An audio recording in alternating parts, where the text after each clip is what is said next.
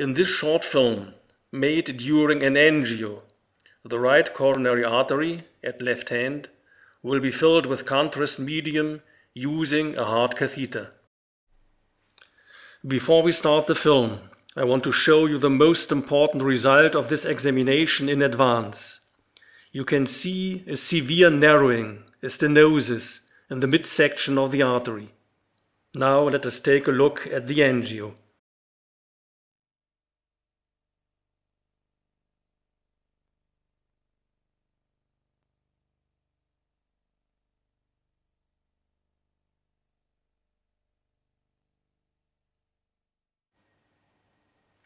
Let's watch the film again.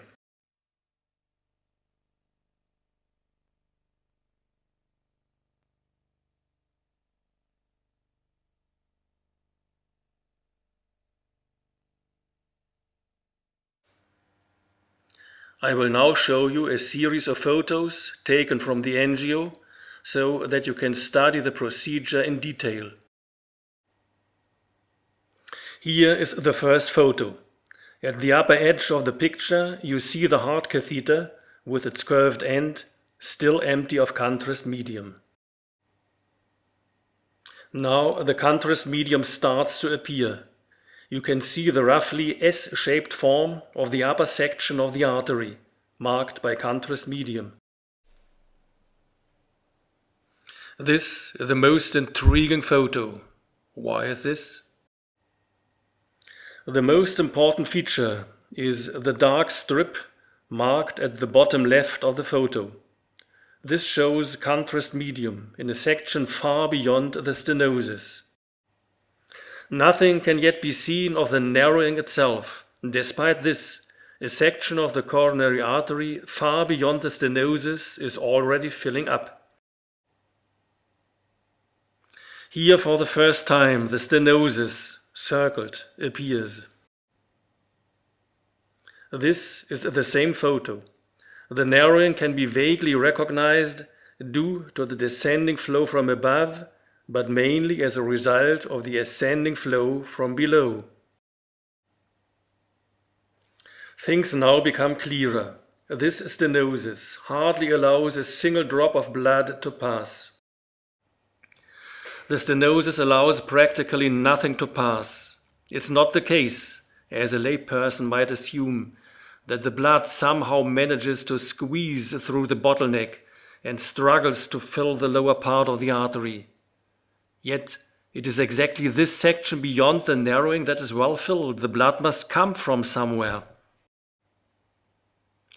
Even if the collaterals, the vessels that make a detour around the stenosis, are not clearly seen, these photos are proof of their existence and effectivity. This is a perfect illustration of a 90% stenosis. However, this method fails to provide decisive information. It's not possible to show the extensive network of collaterals using the heart catheter. This leads to considerable false interpretations regarding the importance of coronary artery stenosis. In the very small narrowing, a little blood forces its way from above and a little from below. The blood in the stenosis is stagnant. If the narrow passageway is closed completely by a blood clot, a thrombosis, what happens then? Does a heart attack occur, as generally assumed? By no means. The blood is already standing still in the stenosis. A complete closure would have no effect. There is no alteration whatsoever. There can be no better illustration. The blood supply to the heart muscle beyond the stenosis is completely unaffected.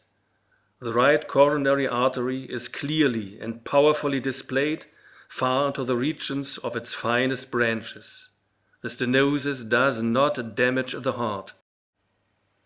To familiarize yourself with these invisible collaterals, do take another look at this short film.